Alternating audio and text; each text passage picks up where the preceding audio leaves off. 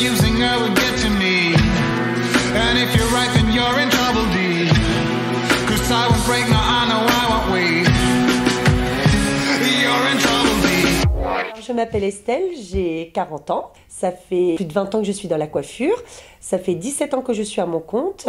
Et j'ai commencé, j'avais 14 ans.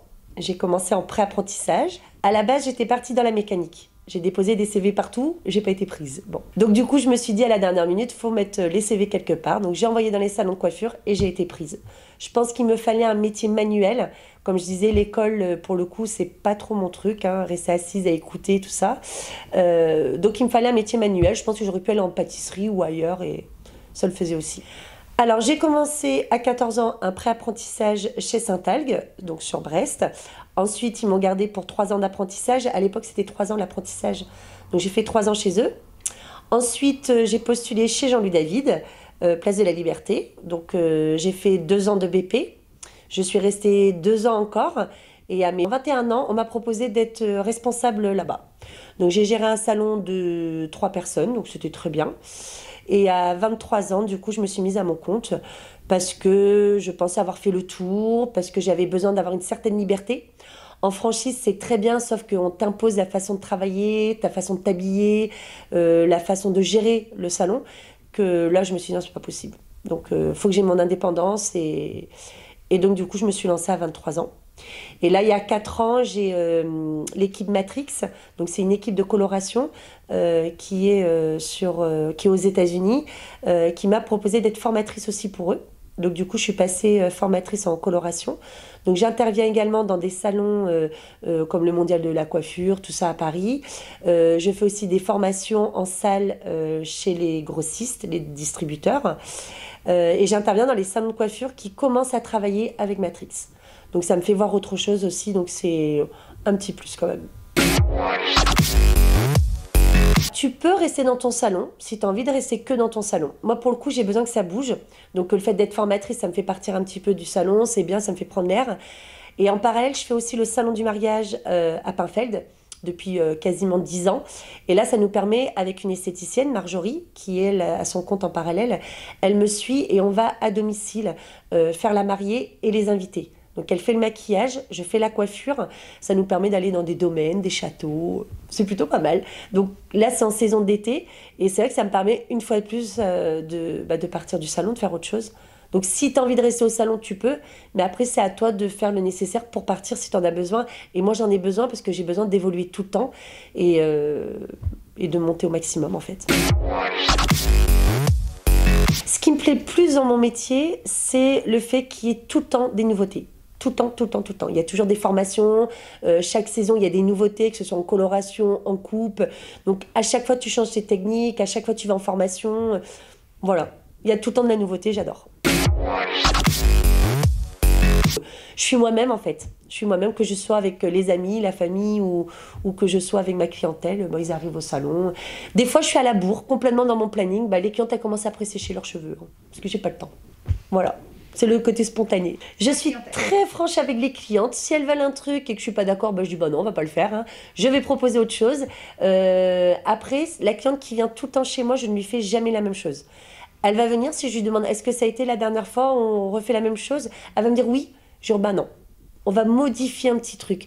Pareil, la clientèle vient, mais à chaque saison, il y a des nuances différentes. Donc, j'adapte mes nuances en fonction de ce qu'elle veut.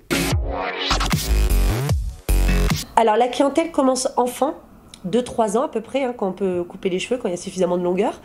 Et jusqu'à 92, 95, je crois. Il y a vraiment de tout. Il y a des jeunes étudiants, il y a des gens qui démarrent dans la vie, il y a des retraités, il y a des couples, il y a des célibataires, il y a de tout, tout. Je me fais connaître déjà le bouche à oreille. Ça cartonne, hein, voilà. Et après, ce qui m'aide énormément, c'est les réseaux sociaux. Alors j'avais Facebook avant et Instagram, mais je vois qu'Instagram je suis beaucoup plus à l'aise, c'est beaucoup plus jeune, plus dynamique, les gens vont dessus pour chercher ce qu'ils ont besoin, donc je suis sur Insta tout le temps. Donc tous les jours il y a des stories, je mets régulièrement sur le feed mes posts en fait très importants. Et donc voilà, et avec les stories, souvent les gens parlent entre eux, parlent de coiffeurs. Et ils disent, bah tiens, attends, je vais te montrer ma coiffeuse. Ils vont sur les réseaux, ils montrent mon Insta. Et en général, quand ils voient mon côté spontané, bah ça passe quoi. Parce que ça peut être de la coiffure que je mets, mais ça peut être mes week-ends. Quand on me coupe la route et que je gueule dans ma voiture, quand je bois un coup avec mes potes. Enfin, voilà, c'est ma vie de tous les jours. Et les gens se sentent plus proches de moi aussi quand ils rentrent pour la première fois au salon. Et c'est vrai que le fait d'avoir ce côté un peu familial, ils sont à l'aise et ils rentrent plus facilement parce que c'est très dur de rentrer dans un magasin. Surtout un salon de coiffure, les gens ont du mal à faire confiance. Et c'est très dur de rentrer dans un salon quand tu connais pas. Donc là, pour le coup, ils voient mon travail, ils voient comment je suis, ils voient qui c'est que j'ai en ami, enfin en abonné. Du coup, ils peuvent poser des questions et puis ils peuvent me contacter en direct aussi. Après, on est obligé de suivre la technologie, entre guillemets, l'évolution de nos jours, parce que je ne me vois pas aujourd'hui avoir des bouquins comme on avait à l'époque, Coiffure de Paris, ou vous voulez quoi, vous voulez ça, bon, c'est pas trop la même chose que là. Instagram, on est obligé, on n'a plus les catalogues, on n'a plus de ça, on a vachement évolué. Alors je dis Instagram, d'autres salons ça va être Facebook, d'autres ça va être TikTok, mais il faut qu'on soit dans le monde des jeunes, et c'est la jeunesse aujourd'hui qui va nous aider aussi à plus tard, hein. Je suis aussi sur Internet, sur un site spécial pour les mariages. Et donc, Instagram, ça c'est... Voilà. Ils tapent coiffure mariage, mariage à domicile, mariage Brest. Et ils tombent sur vraiment tout ce que je fais. Donc, et après, quand je vais à domicile, c'est pareil. Je mets ma petite vidéo avec toute la préparation de la table, les bijoux de cheveux, tout le matériel. Et ça fait un effet de salon de coiffure chez la cliente. Il faut de la patience parce que faut écouter énormément les clientes. Il faut les écouter sur leur vie privée parce que on dit la coiffeuse c'est un peu un psy. Il faut vraiment les écouter sur ce qu'elles souhaitent et ce qu'elles ne veulent pas au niveau des cheveux parce qu'elles sortent avec leur tête comme ça, hein. Donc faut faire hyper attention. Donc faut être patient, faut écouter et après il y a un côté physique, c'est qu'il faut rester debout très longtemps dans la journée. Souvent quand je reçois des stagiaires, elles me disent c'est fatigant, c'est long, parce qu'elles observent toute la journée. Mais quand vous avez quelque chose que vous faites toute la journée à travailler, on va à droite, on va à gauche, on passe au bac, on va encaisser, on prend le téléphone, tout ça, on fait des kilomètres dans la journée, mais on le sent beaucoup moins. Mais il faut se dire que c'est pas un métier très très reposant. Donc beaucoup de courage, hein, voilà, ça on en a en général, mais vraiment le côté à l'écoute, la patience. Moi je suis quelqu'un qui ne suis pas patiente du tout, hein. Mais le fait d'être dans mon métier, je prends le temps d'écouter, de bien faire les choses pour avoir un bon résultat et que tout le monde soit satisfait. Et c'est là que c'est kiffant quand même. Voilà, en fait, je pense qu'il faut rester soi-même où on travaille. Si on se cache derrière une personnalité, on se perd et on s'ennuie. Moi, je sais qu'en franchise, c'était ça. On m'a appris la discipline, on m'a appris à être correcte, à bien parler, mais c'était pas moi. Là, pour le coup, j'arrive, c'est la bise à tout le monde, Madame Attel, souvent c'est même par le prénom. C'est le côté spontané. Donc, il faut être soi-même, il faut discuter, il faut mettre une ambiance. L'ambiance est très importante. Il ne faut pas être spectateur de notre métier, il faut vraiment être acteur du métier. Et après, ça roule tout seul. Alors, une journée au salon, je commence à 10h le matin. Je ne suis pas du matin, voilà. Donc, je commence à 10h. Je vais faire mes clientes, je me prends une pause l'après-midi de 1h à peu près, et après je termine, on va dire, jusqu'à 19h, 20h. Donc il y a de la coloration, il y a du painting, il y a des mèches, balayage, des patines, enfin il y a de tout, il y a de l'homme, il y a de la femme. Donc ça change. Des fois c'est du travail plutôt classique pour moi, mais le fait d'avoir ces clientes-là, je sais que j'ai hâte de les recevoir pour savoir la suite des événements de la fois d'avant, de leur vie. Donc il y a ce gros plus. Donc ça c'est une journée typique, un peu papotage, mais il y a les mélanges à faire, il y a des neutralisations à faire, c'est très chimique aussi, donc c'est vraiment plaisant. Les deux ensemble c'est vraiment plaisant. Après il y a une autre journée différente, c'est la journée quand je vais en mariage. Je pars là à 7h du matin, je prends tout mon matériel au salon, je vais à domicile, je mets tout sur une table, une nappe avec tout le matériel, les bijoux, tout ça. Je fais des vidéos de l'endroit où on est pour Instagram, pour mes clientes. Et en général, j'ai mon après-midi, donc c'est plutôt pas mal. Et après, j'ai une autre journée différente encore, en tant que formatrice. Donc soit j'interviens dans les salons de coiffure, soit dans des salles de formation. Et là, du coup, je reçois des coiffeuses professionnelles Donc ça peut être aussi des apprentis. Donc là, on a un bel échange parce qu'on est en tant que professionnels tous ensemble. On parle un peu de ce qui se passe dans nos salons, on parle un peu des échanges, tout ça. Donc on apprend, je leur apprends beaucoup de choses. Les nouveautés, les tendances de l'hiver, tout ça par exemple. Et eux, à contrario, pareil, ils vont me dire j'ai fait tel et tel mélange ou autre. Donc il y a vraiment des bons échanges.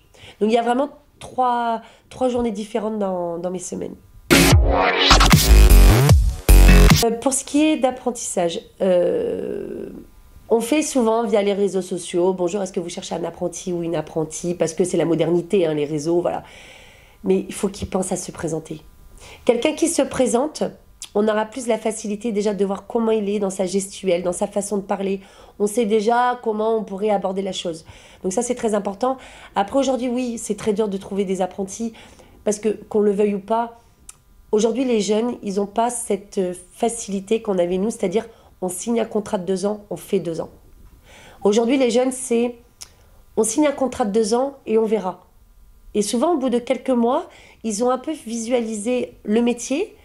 Bon, ils ont fait le tour, ils n'ont pas envie d'aller plus loin, ils ont juste fait le tour. Oh, et puis pourquoi pas changer? Les jeunes d'aujourd'hui, ils ont besoin de toucher à tout, de voir tout. Ils sont beaucoup plus curieux que nous.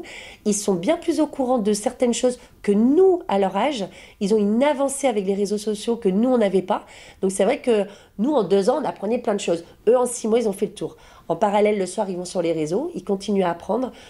Donc, ils ont du mal à rester. On a du mal à les garder avec nous. Ils ont tendance, bon, là, j'ai fait 6 mois, je vais changer, tout ça. Ça, c'est vrai que c'est dur. Et nous, en tant qu'employeurs, on a un peu plus de mal à leur faire confiance, à leur dire, écoute, voilà, c'est 2 ans, c'est 2 ans, quoi.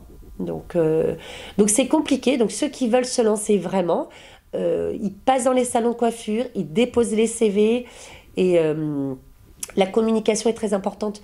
Derrière les écrans, on ne dit rien. On écoute, on voit, on observe. Mais après, devant quelqu'un, il faut apprendre à parler. Il faut aller au maximum au niveau de la discussion.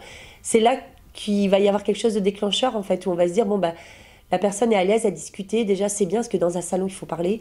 Donc, ça met des points en plus. Mais il faut se déplacer. Sans le contact, la coiffure, on ne peut pas le faire.